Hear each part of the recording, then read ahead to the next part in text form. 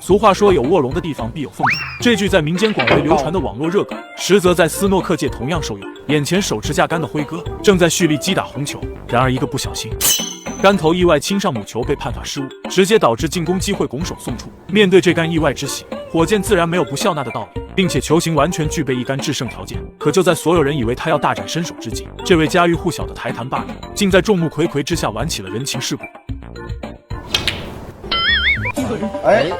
我老师也碰到了篮球。火箭与辉哥这番商务抬举，属实让在场球迷笑出了内伤。不过斯诺克界向来人才辈出，接下来这两位实力派演员将完美演绎现实版的菜鸟互啄。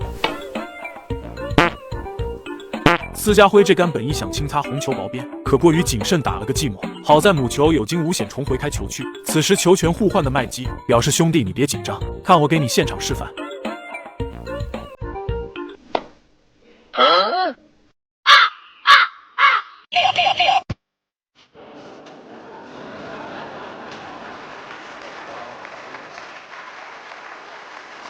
这个